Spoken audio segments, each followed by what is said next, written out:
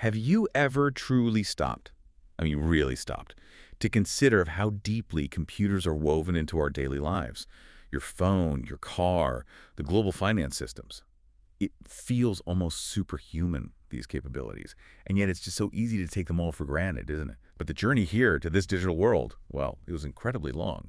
Lots of surprising twists. It's a huge contrast, yeah. Think about email today, basically free for most people, right? Go back Yeah. maybe 100 years, and that kind of instant communication, that was strictly for governments, massive companies, the super welfare, the path from, ancient ideas to what we have now.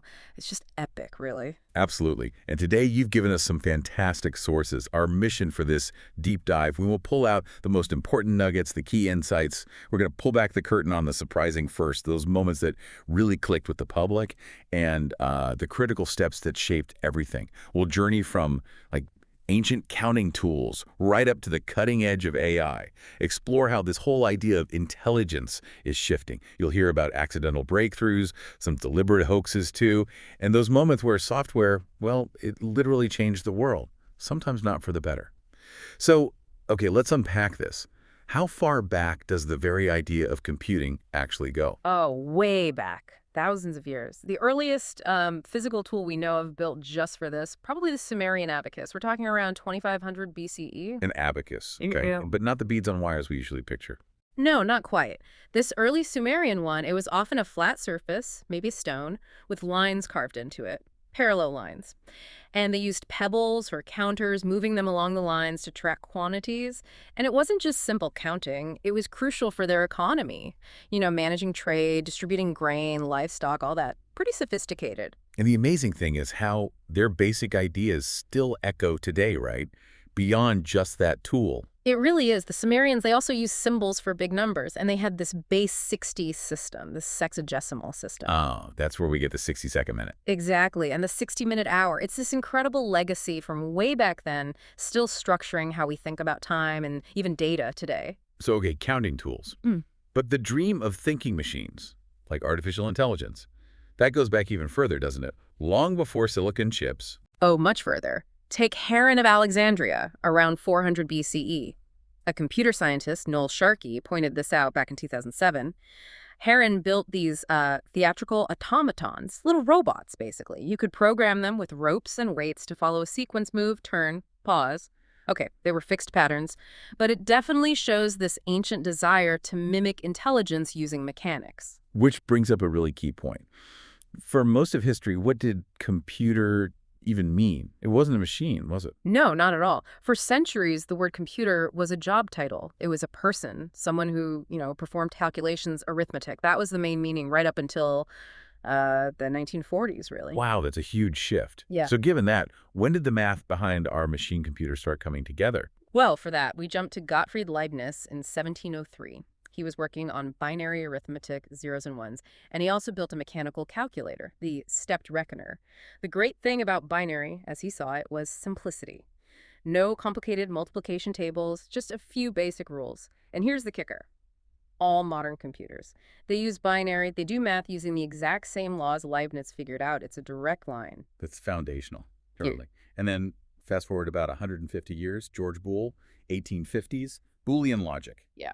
How did his abstract math connect to actual computing? Well, Boole created a system, a mathematical way to describe logical ideas. A and D or R, he formalized these. And they aren't just abstract concepts, they're the absolute bedrock for how computers make decisions using binary numbers today.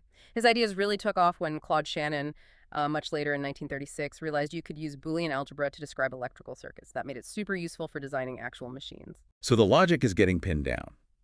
But the public imagination, it was already captivated by thinking machines, right? Even if they were fakes, like the mechanical Turk in 1770. Oh, the Turk was huge, a cultural sensation. This chess-playing machine beat Ben Franklin, Edgar Allan Poe, even Napoleon. Apparently, Napoleon tried to cheat, made an illegal move 3 times, and the Turk just swept the pieces off the board. That serves them right. Exactly. But real or not, it started this massive conversation about machine intelligence. And crucially, it inspired Charles Babbage. He saw the Turk and thought, I can build a real calculating machine, which led to his difference engine. And Babbage's work paved the way for another huge first. Ada Lovelace, 1843, writing the first actual computer program for his engine. Her background seems so perfect for his scientific mother, poet father. It really does seem to have given her a unique insight. She saw that computation could be more than just crunching numbers. It could manipulate any symbols. That was visionary. And then, building on that mechanical dream, you get the Thomas arithmometer in 1851. That was the first mechanical calculator that was actually commercially successful. It brought Leibniz's ideas into, offices. Okay, so we've moved from pebbles to programs, mechanical calculators. But how did we bridge the gap from these standalone machines to connecting the world? First with wires, then without. What was that first big step towards mass communication? The telegraph. Samuel Morse, 1844. That famous first message, "What hath God wrought?" That really shrunk the world, allowed near-instant communication over long distances for the first time. And then the telephone came along, which was even more revolutionary, but it also created this weirdly specific, very human problem. It did, yeah. This leads to Almond Strauger, an undertaker in Kansas City. He got convinced that the local telephone operator was routing his business calls to her husband, who was his competitor. No. Yeah. So out of pure frustration, in 1891, he invents the step-by-step switch, an electromechanical gadget that automated phone connections, cut the human operator right out. It was a direct fix for his business problem and a massive leap towards automated networks. Incredible. Okay, so behind all this, what were the breakthroughs in material science that actually made electronics practical and reliable? That's where semiconductors come in. It started way back, 1833. Michael Faraday noticed silver sulfide conducted electricity better when hot, which is weird. Metals don't do that. Then, 1874, Carl Ferdinand Braun found that crystals could conduct electricity in just one direction. That's the basic idea behind diodes. Subtle discoveries, but crucial building blocks. And the big one, the invention that changed everything, the transistor, 1947. That's the one. Bell Labs, Burdeen, Breton, and Shockley. It was designed specifically to replace those big, hot, unreliable vacuum tubes used in early computers. Transistors were just revolutionary. Used way less power, barely any heat, much more reliable. This meant computers could suddenly get much smaller, faster, and just, well, better. Which brings us to maybe my favorite story in computer history, the origin of the word bug. It's connected to those early machines, isn't it? Yes. Grace Murray Hopper, 1947 again, working on the Mark II computer. It wasn't working, right? Yeah. So they looked inside, and she literally found a moth stuck in one of the relays. They taped it into the logbook, wrote, "First actual case of bug being found," and the terms bug and debugging stuck. It's just a perfect, literal origin story. Love that. Okay, so the hardware is advancing. Yeah. How did we start to define and handle information itself in a way machines could process? That's Claude Shannon, 1948. His paper, A Mathematical Theory of Communication, was huge. He mathematically defined the bit, the binary digit. But it wasn't just a 1 or 0. He defined it as the basic unit of information that lets you reduce uncertainty, make a choice. Like a single yes-no answer. Every digital thing, images, sound, text, it's all built from these fundamental bits, these choices. And his definition works for basically every communication system ever. Radio, satellites, you name it.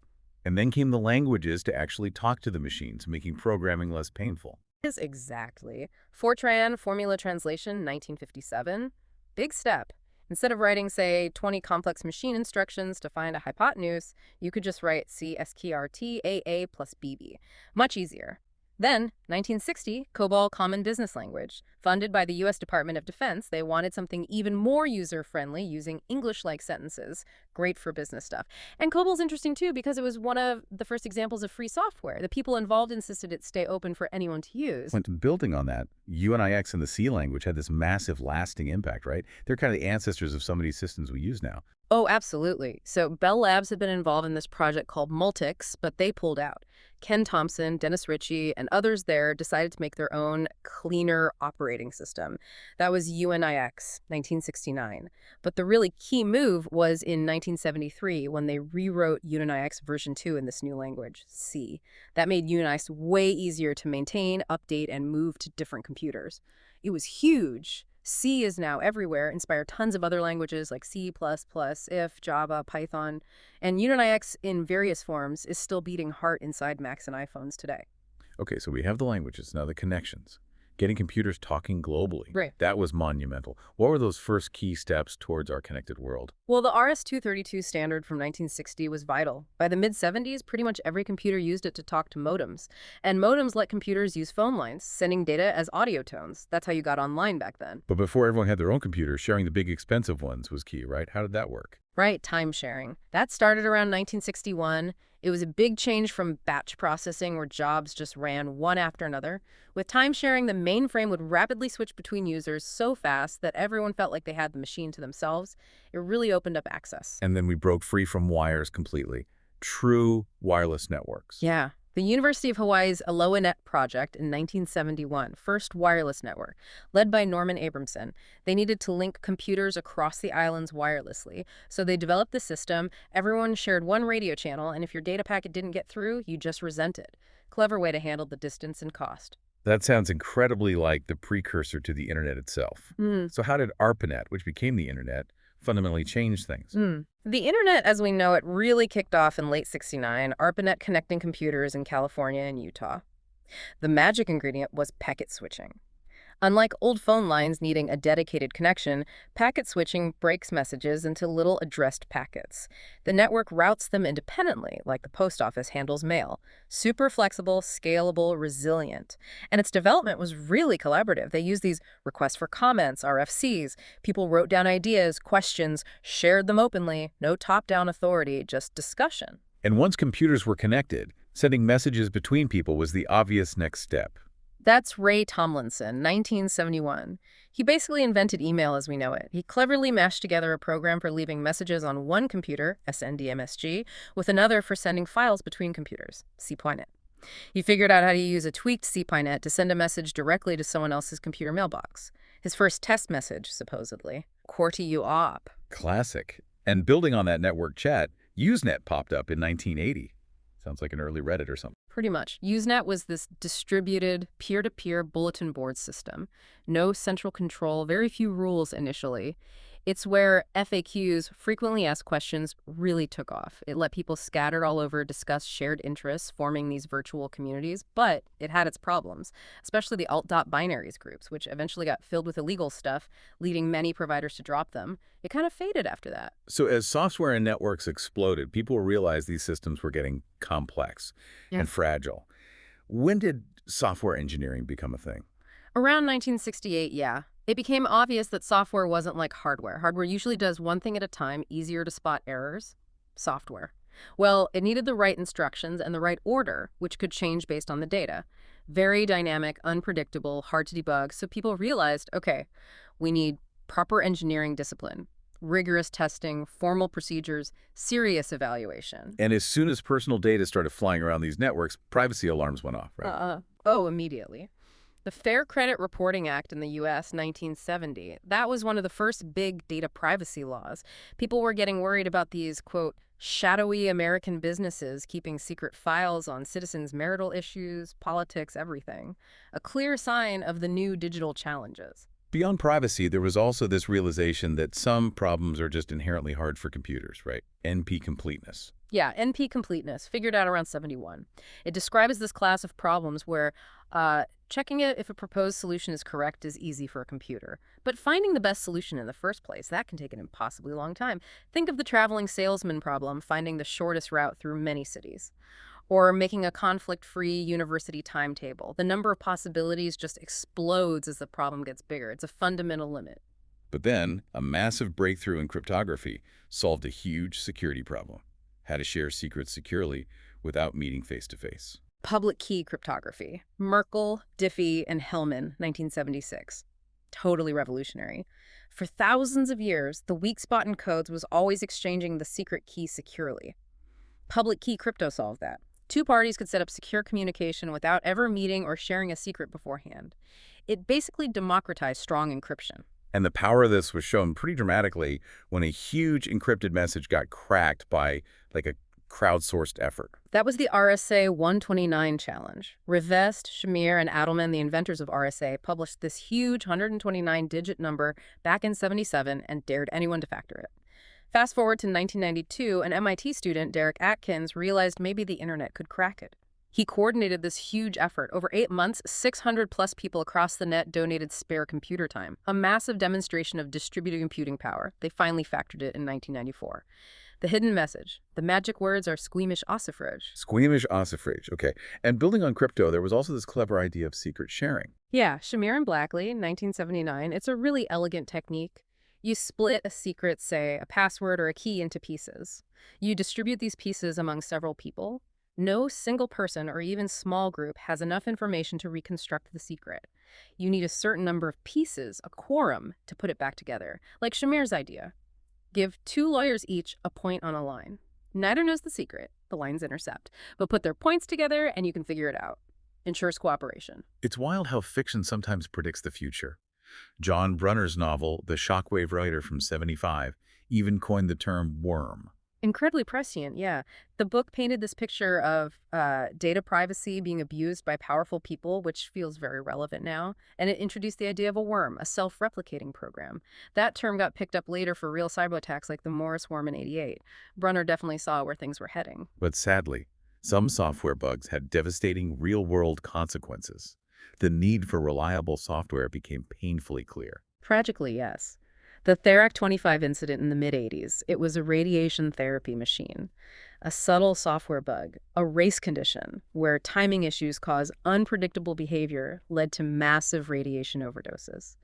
3 patients died, others suffered severe injuries. It was a chilling reminder of how critical, rigorous software engineering and testing are, especially when lives are at stake. And then, more recently, huge data breaches hit the headlines, affecting millions. Yeah, 2014 was a really big year for that. Target, JP Morgan Chase, eBay, even the U.S. government's Office of Personnel Management, huge breaches. It really drove home that stolen data isn't just about credit card numbers. The Sony Pictures hack, for example, exposed emails, company secrets. It showed how much of our lives, personal and professional, are stored digitally and how vulnerable that can make us. Okay, switching gears from the challenges to how computing became more accessible. How did we get from typing obscure commands to the point-and-click interfaces we use now? That really started with interactive graphics. Ivan Sutherland's Sketchpad, 1963, just revolutionary. You could draw shapes on a screen with a light pen, a whole new way to interact. Then the RAND tablet, a year later, like a live pad of paper, using physical gestures for input. Both were clear steps towards modern GUIs. And then Xerox PARC built the Alto, which sounds like it had almost everything we recognize today, way back in '73. The Xerox Alto was absolutely visionary. First personal computer controlled by a graphical user interface. It had a mouse, a YASI YDAG word processor.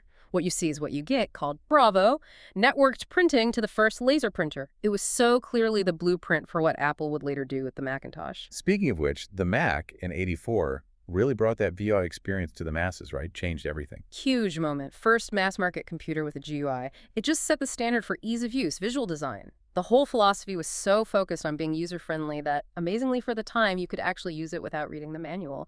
That opened up computing to so many more people. But even before the widespread internet, France had this massive government-backed online system, Minitel, that offered a lot of similar stuff. Minitel, yeah. Launched back in '78. Years before the web was common, French users had online games, shopping, chat, banking, and famously, Minitel Rose, which was basically online porn services. The government gave a free terminal to every phone subscriber. It created this instant mass market, blurring lines between, needs and wants online way before Amazon. And computers started transforming entertainment, too. When did CGI first show up in a big movie? That would be Star Trek II, The Wrath of Khan, 1982, the Genesis sequence. It was this stunning, fully computer-animated sequence showing a dead planet coming to life. A huge technological milestone designed by Alvy Ray Smith, who later co-founded Pixar. Audiences were blown away. And almost right away, computers started messing with our idea of photographic truth. Oh yeah, that National Geographic cover, also '82. A photo of the pyramids at Giza, beautiful shot. But then it came out they digitally moved the pyramids closer together to fit the vertical cover format. Big controversy. It was a very early, very public demonstration that digital images are just data. Easily modified ones and zeros, raised huge questions about authenticity. Another 1982 film, Turing, also pushed CGI boundaries and really clicked with a tech-curious audience. Quran was visually groundbreaking, all that computer animation. It really tapped into the growing fascination with high-tech. The story maybe felt a bit ahead of its time for some critics, but visually, hugely influential on digital art and film. Beyond visuals, music production was revolutionized too. MIDI, 1983. Musical instrument digital interface. It was a standard way for synthesizers, drum machines, computers, all that stuff to talk to each other. Before MIDI, getting different electronic gear to work together was a nightmare. MIDI solved that, unlocked huge creative potential. And video editing went digital too, speeding things up massively. Right. Around 1987, digital video editing started replacing physically cutting film strips. It made the whole process faster, more flexible, non-destructive. You could experiment endlessly. Huge impact on filmmaking. And for watching movies at home, the DVD was a game changer. It's DVD, 1995. The big deal was fitting a whole movie on one small disc. They used smaller pits on the disc surface and a shorter wavelength laser than CDs, packing in way more data. And it really shifted the movie business model, pushing sales over rentals, much more profitable for studios. Then music went portable and digital, ditching CDs. The Diamond Rio MP3 player in '98 was the first one that really caught on. But then iTunes launched in 2001. That became this massive media hub, music, videos, podcasts, radio. And it tied perfectly into Apple's ecosystem, the iPod, then iPhone, iPad. It defined digital music for a generation. And the web quickly became a place to sell things, advertise things, a whole new economy. The very first banner ad. October 27, 1994, on hotwired.com. It was an AT&T ad. Little colorful rectangle said, "Have you ever clicked your mouse right here? You will." And apparently almost half the people who saw it did click. That was the birth of web advertising. Around the same time, August 94, Pizza Hut started taking online orders. Early e-commerce experiments. Okay, jumping into the 21st century, robots started actually coming into our homes. Roomba, 2002.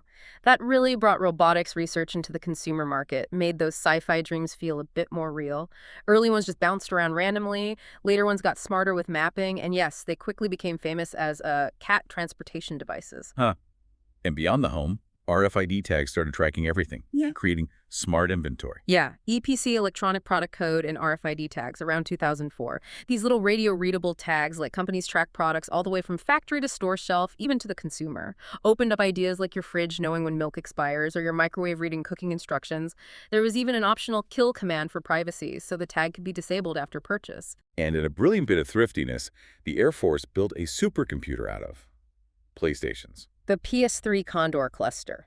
2010. Amazing story. The U.S. Air Force needed serious computing power, but supercomputers are insanely expensive, so they bought 1,760 PlayStation 3 consoles, networked them together, and built a supercomputer for just $2 million. It could do 500 trillion calculations per second, 50,000 times faster than a typical laptop, and way, way cheaper than a traditional build. Just ingenious. That really is democratizing computing power. Okay, so how did the internet itself become something everyone could access, not just academics and the military? A key moment was 1989. A company called The World became the first commercial dial-up ISP internet service provider. Before that, access was mostly restricted to universities, research, defense. The World opened the gates, let ordinary people dial in and get online. And we started navigating the actual world with pinpoint accuracy thanks to GPS. GPS became fully operational for the military in 1990. But the big change for us civilians came in 2000. President Clinton ordered them to turn off selective availability, which intentionally degraded the signal for non-military users. Suddenly, GPS became super accurate for everyone, enabling all the navigation apps we rely on now. And as life moved online, so did money. What about digital cash, trying to make it anonymous? David Chaum was thinking about this back in 1990. He came up with ideas for untraceable digital currency using things like blind signatures. The goal was privacy. Unlike credit cards, which track everything, he wanted digital coins you could spend anonymously, like real cash. The blind signature idea was clever, like signing a check inside a special envelope so the bank verifies your signature but doesn't see the check details. And just managing all the addresses for every connected device became a huge global problem, right? We literally ran out of space. We almost did. That led to World IPv6 Day in 2011. The old system, IPv4, only had about 4.3 billion possible addresses. Sounds like a lot, But with phones, computers, everything getting connected, we were hitting the limit. IPv6 has a practically infinite number of addresses. But switching over was this massive global effort.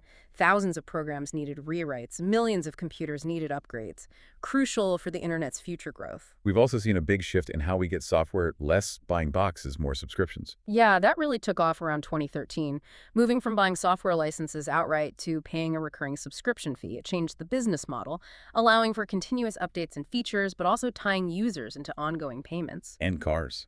They really became computers on wheels, proven by things like over-the-air updates. Tesla's OTA updates starting around 2014 were huge. A seismic event, as one source put it. There was a safety recall for the Model S charging system.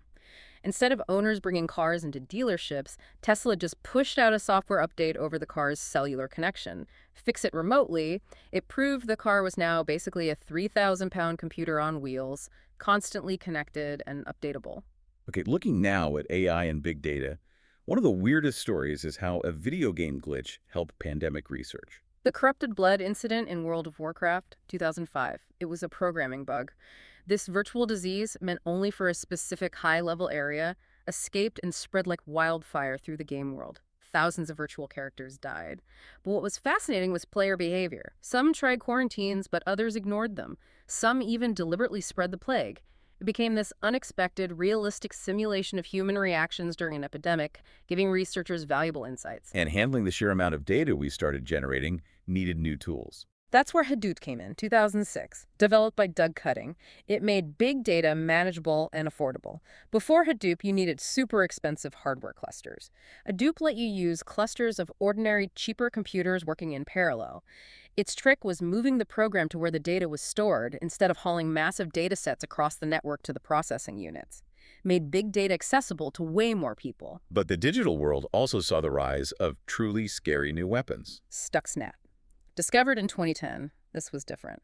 A highly sophisticated computer worm believed to be state-sponsored, specifically designed to sabotage industrial systems in Iran, likely their nuclear program. It used multiple unknown Windows vulnerabilities, installed rootkits to hide itself deep within systems. It showed that cyber attacks could now cause physical damage in the real world, a new era of cyber warfare. The smart home concept also really took hold, with devices that learned about us. The Nest Learning Thermostat 2011 was a big one. It showed there was a real consumer appetite for connected devices that were actually useful. It used machine learning to figure out your schedule and preferences, adjusting the temperature automatically. It got software updates over the internet, getting smarter over time. You could control it from your phone. Really practical IoT. And AI took center stage on national TV with IBM's Watson winning Jeopardy! Watts' win in 2011 was impressive, yeah. Beat the human champs easily. But it wasn't really thinking like a human. It was more about incredible processing power, analyzing millions of documents, evaluating possible answers at lightning speed, using complex algorithms programmed by humans.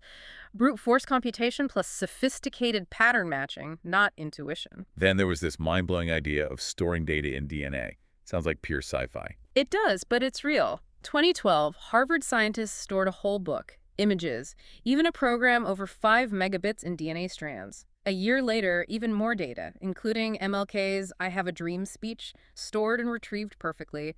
DNA is incredibly dense for storage and potentially lasts for centuries. Astonishing potential for archiving vast amounts of information. And Google helped spread AI tools far and wide by open-sourcing TensorFlow. Huge move, 2015. TensorFlow is a powerful library for deep learning, the kind of AI behind image recognition, translation, etc. By making it open source using Python, which is pretty accessible, Google put these advanced AI tools into the hands of developers, researchers, students, even, yes, cucumber farmers, using it for sorting. It massively accelerated AI development globally. And for many people, augmented reality finally clicked with that Pokemon game. Pokemon Go, 2016. Definitely a watershed moment for AR. It overlaid virtual creatures onto the real world viewed through your phone camera using GPS and sensors. Suddenly, millions of people understood AR experientially. Showed the fun side, but also potential practical uses, like imagine seeing instructions overlaid on your car engine. But it also highlighted dangerous people getting into accidents or being lured into traps by criminals using the game's mechanics. And finally, AI conquered a game considered far harder than chess, Go. AlphaGo 2016. This was a big deal. Go has vastly more possible moves than chess, more than atoms in the universe, supposedly. Brute force calculation like Deep Blue used for chess wouldn't work. AlphaGo won using deep learning. It essentially taught itself by playing millions of games against itself, learning patterns and strategies in a way that seemed almost intuitive. A real leap forward for AI, showing it could learn complex tasks without explicit step-by-step programming. Wow. What an incredible journey we've covered today. From, pebbles on a Sumerian tablet to machines that teach themselves Go. It's just staggering how far computing has come, amplifying our own abilities to this superhuman level we almost don't notice anymore. It really is. Centuries of innovation, sparks of genius, sometimes just happy accidents driving us forward. And you see the trend machines taking on more and more tasks that used to be uniquely human. Now we're teaching AIs to learn like we do, mimicking brain connections. It's pushing us into really fascinating new territory. So what does this all mean for us? As these AIs keep evolving, learning in ways that mirror our own brains, we're probably going to have to fundamentally redefine what intelligent even means. So the question for you listening is, how might your definition of intelligence shift as these machines get smarter, and what does that future look like to you?